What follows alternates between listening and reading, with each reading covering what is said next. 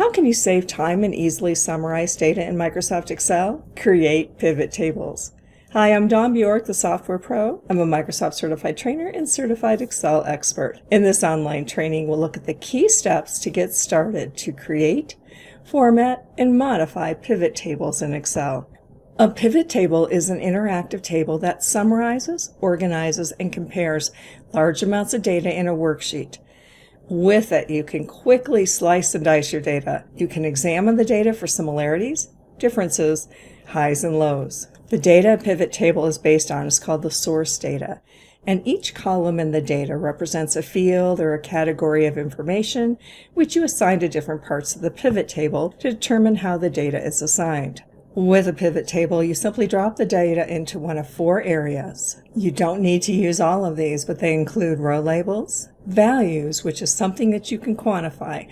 Often it's dollars or units, but we can also count data that's not in a numeric format. When we want to work with multiple fields, we might want to add one of those fields to column labels. And we can filter the entire pivot table with a report filter. Before you create a pivot table, it's important to make sure that your data is set up properly. If you already have a data source that you are successfully sorting and filtering, then you're good to go. But here are some of the main guidelines that you want to look at for data that you are either putting into a pivot table or sorting and filtering. Of course, you want to organize the data in rows and columns. Make sure that you don't have any blank rows or columns. It's okay to have blank cells. To successfully work with pivot table features, you should have similar data in each column. And to help Excel, those unique column headings should be formatted differently than the data. This helps Excel to automatically recognize your data set, rather than having to highlight what could be hundreds or thousands of rows. Formatting differences might be something as simple as making it bold or centered.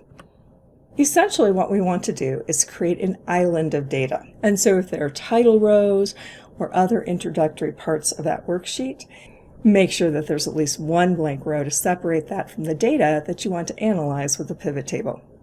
Here's the sample data that we'll use for a pivot table. To get started, I just simply need to be in one of the cells of the worksheet. Next, choose Insert. Here we have recommended pivot tables. Now this is something that you might want to explore once you've created some of your own pivot tables. There might be some helpful suggestions, and it can be a way to quickly get started with a pivot table. However, let's go ahead and build a pivot table from scratch. I'll simply choose Pivot Table. Now, if your data is formatted properly, Excel will be able to recognize what your data source is. And so look for what I call the dancing ants, or that marquee that surrounds the data. In this case, just simply confirm that Excel is highlighting the correct range of data that you want to analyze. And we'll put the pivot table in a new worksheet. From here, simply choose OK. Now we're ready to build the structure of our pivot table. On the right-hand side, we have our pivot table field list. And you'll start to see the pivot table will begin to build over in the left-hand side. To begin, I'll simply choose Region, which is one of the key fields. And already the pivot table is starting to come to life. We see a summary of each of those regions. Well, what do I want to see with those regions? Well, I'd like to summarize my total sales. I'll simply click Totals. Our pivot table shows up on the left-hand side, but what has happened to those fields? In the bottom here, we see that our region has moved into the rows quadrant. And because our totals have a numeric value, they automatically moved into values. So we already have a pivot table with just a few clicks. One of the first things I'm often asked about has to do with the formatting of the values. The original data source was formatted with an accounting format. However, that is not showing here. And that's actually an advantage, because now you have the ability to customize how you want to display these values. They do not have to be the same. To easily format these values, it might be tempting just to go to the Home tab to use the standard formatting options. But those won't always stay with the pivot table as you continue making changes. Here's the quick trick. Simply move to one of those cells, right-click, and here is Number Format. From here, I'll choose Currency and change to 0 decimal places. Notice I didn't even have to select all of those cells. So that format now is associated with the values. But let's look at where we start to get the real power and value of a pivot table. We're going to add another field. In the fields list, I'll choose department. Now that automatically drops into the rows. And we now see a pivot table where we have subtotals for each one of those regions with more specific information for those departments. Now here's where we can see the real magic of a pivot table, that is turning the data on its side. Although this might be exactly how you want to be able to see your data, we can format it a bit differently. Once again, I'll move to my pivot table fields and move to where the department is. Notice as you hover over field that you will see the 4 headed arrows. In this case, I could, if it made sense, drag this above the region, but instead I'm going to drag and drop it into columns. And now our data is presented in a different way. We're able to compare or summarize this data broken out by the regions and the departments. How could you use this with your complex Excel worksheets? Notice as well when you're working with pivot tables that there are 2 contextual ribbon tabs, the Analyze tab and the Design tab. These offer you additional options as you're building your pivot tables. And it's good to know that you can have more than one pivot table against one data source. Each one of these pivot tables is created as a separate worksheet, which you can easily rename and move within the workbook. Let's add a little bit more complexity to this pivot table. And here I'll add the location field. In this case, it has dropped in below the region, which is where I want to see it.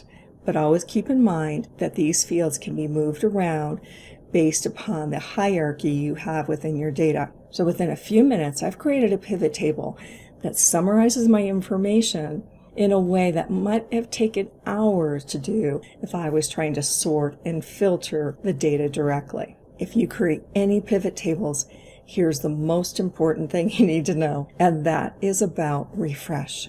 One of the things that we kind of take for granted in Excel is that if a value changes, then that will change the results of any calculations, any formulas or functions that refer to that value. In pivot tables, it's a little different because refresh does not take place automatically. And so you could have a great looking pivot table that gives you the results you're looking for, but they may not be up to date. So if you leave with nothing else, definitely know the importance and the necessity of refresh. Here's the idea. Here I have a value for Cleveland gadgets. What happens if that data changes significantly? I'm going to move back to the original data, and here I have my Cleveland gadgets, and know that with a pivot table it might be summarizing or pulling the data from multiple rows. And I'll make a dramatic change here.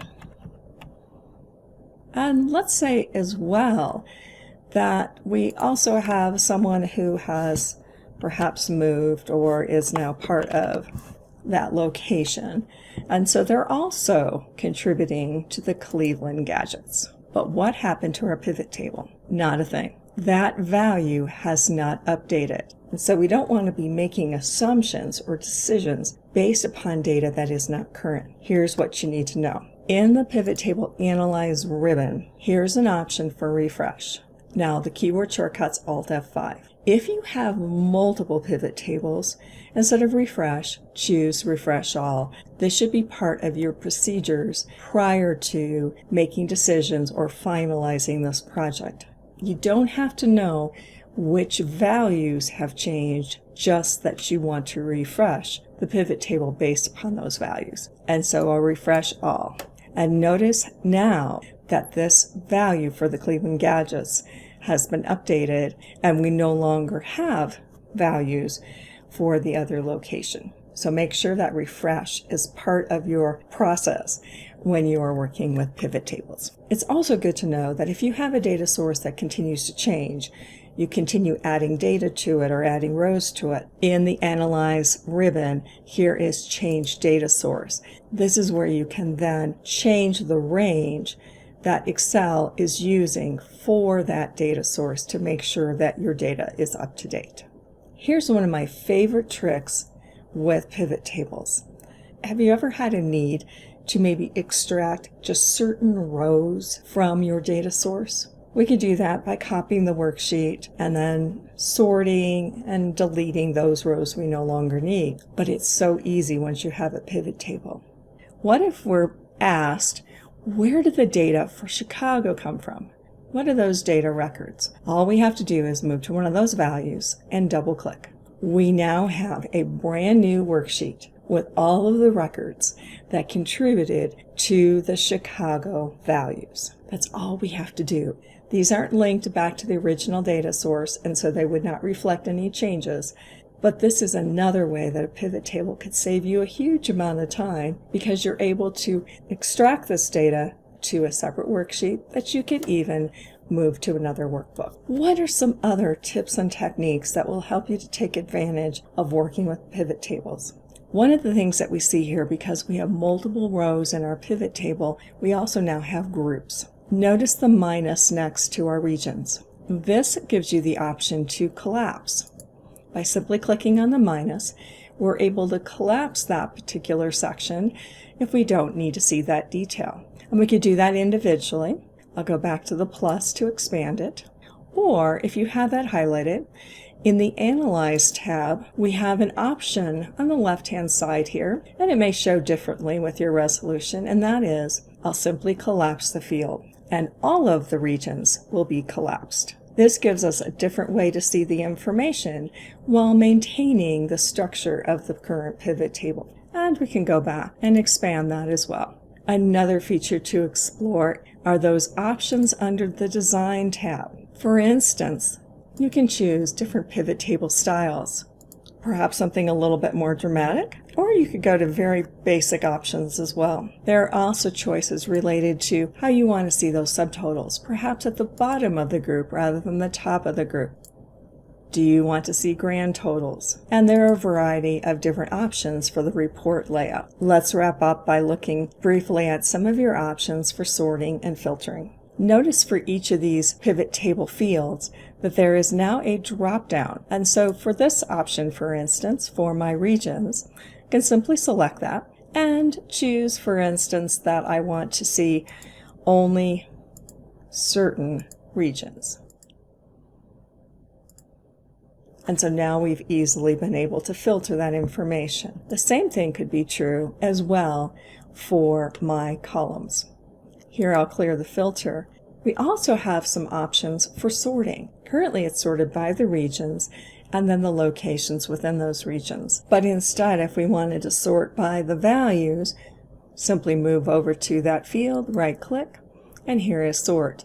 And maybe I want to see this from the smallest to the largest. And so within those groups, we would see the data then sorted based upon those values rather than alphabetical. Let's finish by looking at the report filter. In this case, I'm going to move over to my pivot table fields and uncheck the region. So I still have a pivot table. It's simply showing the information by the locations and by the departments. But I also could have simply moved the region. And in this case, I'll simply move the region to the report filter. And now we have a filter that's not part of the pivot table, but it can be used to filter how we see the pivot table.